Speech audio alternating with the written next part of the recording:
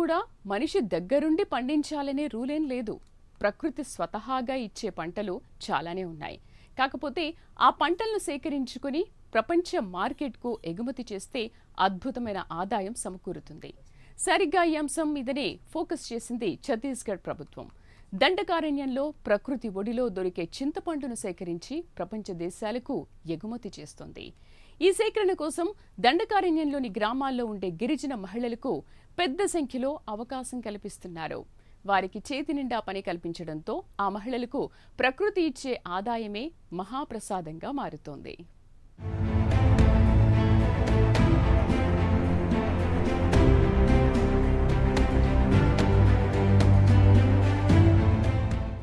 చింతపండు పేరు చెప్పగానే దాని పుల్లటి రుచే గుర్తుకొస్తుంది. కానీ ఆ పులుపు కోసం మార్కెట్లో ఎంత డిమాండ్ ఉందో వేరే చెప్పాల్సిన పనిలేదు. ప్రతి ఫంక్షన్లో, ప్రతి శుభకార్యంలో, ప్రతి వంటకంలో పులుపు లేకుండా ఉండదు అంటే అతిశయోక్తి కాదు.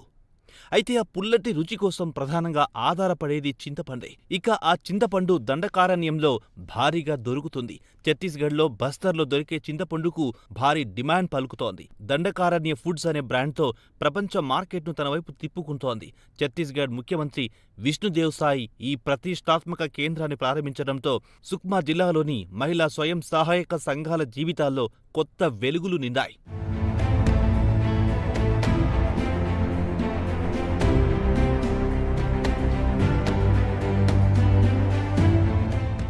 దండకారణ్య ఫుడ్స్ బ్రాండ్ నేమ్తో దండకారణ్యంలో దొరికే చింతపండును పెద్ద ఎత్తున సేకరించాలని ఛత్తీస్గఢ్ ప్రభుత్వం ప్లాన్ చేసింది. ఈ వినూత్న కార్యక్రమం 2021లోనే మొదలైన 2024 చివర్లో ఊపందుకోవడం గమనించాలి. సుక్మా జిల్లా యంత్రాంగం, జిల్లా పంచాయతీ సంయుక్తంగా దండకారణ్య ఫుడ్స్ అనే బ్రాండ్ను సృష్టించాయి. సీఎం విష్ణుదేవ్ సాయి ఇటీవల సుక్మాలోని కుంటాలో ఈ యూనిట్ని అధికారికంగా ప్రారంభించారు. మహిళలు తాము తయారు చేసిన ఉత్పత్తులను స్వయంగా ముఖ్యమంత్రికి చూపించి తమ ఆనందం పంచుకున్నారు. माननीय मुख्यमंत्री विष्णुदेव साई जी को मैं तहे दिल से धन्यवाद करती हूँ। जय बिहान सर।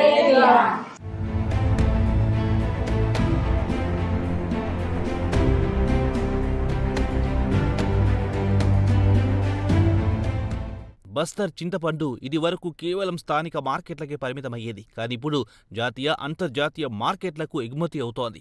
ప్రధానంగా ఈ-కామర్స్ ప్లాట్ఫామ్లైన అమెజాన్, ఫ్లిప్కార్ట్ల ద్వారా కూడా అమ్మకాలు జరుగుతున్నాయి. ఢిల్లీ, ముంబై వంటి మెట్రో నగరాల్లోని ఆర్గానిక్ స్టోర్లకు ఇక్కడి గిరిజన మహిళలు సేకరించిన చింతపండు సరఫరా అవుతుంది. విదేశీ మార్కెట్లో కూడా బస్తర్ చింతపండు కేక్స్కు, పల్ప్కు డిమాండ్ పెరుగుతోంది. సుక్మా జిల్లాలోని వందలాది మంది మహిళా స్వయం సహాయక సంఘాలు ఇందులో భాగస్వాములుగా ఉన్నాయి. సుమారు 10,000 మంది గిరిజన మహిళలు ప్రత్యక్షంగా, పరోక్షంగా ఉపాధి పొందుతున్నారు. కుంకుమ్ కోఆపరేటివ్ సపోర్ట్ గ్రూప్ వంటి అనేక గ్రూపులు ప్రాసెసింగ్, ప్యాకేజింగ్ విభాగాల్లో పనిచేస్తున్నాయి. ఇక ప్రభుత్వాలు కూడా దళారీల బెడద లేకుండా గిరిజనులకి లబ్ధి దక్కేలా జాగ్రత్తలు తీసుకుంటోంది. వీటికి క్వింటాల్కు గతం కంటే 30-40% ఎక్కువ ధర లభిస్తోంది.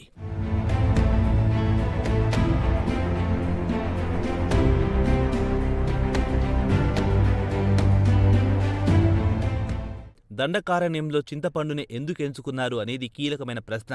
బస్తర్ ప్రాంతంలో చింతపండు అనేది ప్రధాన అటవీ ఉత్పత్తి. అలాగే బస్తర్ చింతపండులో ఫైబర్ తక్కువగా ఉంది, గుజ్జు ఎక్కువగా ఉంటుంది. దీని రంగు, రుచి చాలా కాలం పాటు తాజాగా ఉంటుంది. ఇక్కడి గిరిజనులకు వేసవి కాలంలో ప్రధాన ఆదాయ వనరు ఇదే. పచ్చి చింతపండును తక్కువ ధరకు అమ్మే కంటే దాన్ని శుభ్రం చేసి పల్ప్ రూపంలో లేదా చింతపండు కేక్స్ లేదా క్యాండీలుగా మార్చడం వల్ల గిరిజనుల ఆదాయం 3 రెట్లు పెరుగుతుంది. ఇదే ట్రిక్కును ఛత్తీస్గఢ్ ప్రభుత్వం కూడా పాటిస్తుండటంతో గిరిజన మహిళల ఆదాయం గణనీయంగా పెంచినట్టయింది. ఇక ఛత్తీస్గఢ్లో చింతపండు ఎక్కువగా పండడానికి కొన్ని ముఖ్యమైన కారణాలున్నాయి. బస్తర్, సుక్మా ప్రాంతాలు చింతపండు ఉత్పత్తిలో ముందంజలో ఉండడానికి భౌగోళిక పరిస్థితులే ప్రధాన కారణం.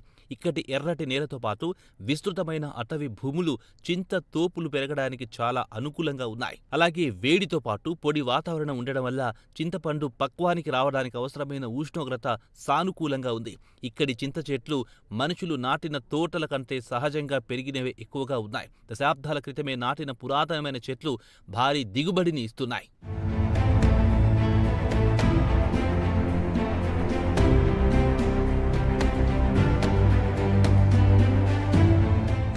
ఈ ప్రాజెక్టు విజయవంతం కావడంలో సుక్మా కలెక్టర్ అమిత్ కుమార్, జిల్లా పారిశ్రామిక కేంద్రం జనరల్ మేనేజర్ కైలాష్ కుమార్ కశ్యప్, జిల్లాలోని ఇతర విభాగాల అధికారులు కీలక పాత్ర పోషించారు. వారు మహిళా సంఘాలకు ఆధునిక యంత్రాలు అందించడంతో పాటు మార్కెటింగ్ మెలకువలపై అవగాహన కల్పించారు. అందుకే గిరిజన మహిళల మొహాల్లో ఇప్పుడు ఎంతో ఆత్మవిశ్వాసం తొణికిసలాడుతోంది.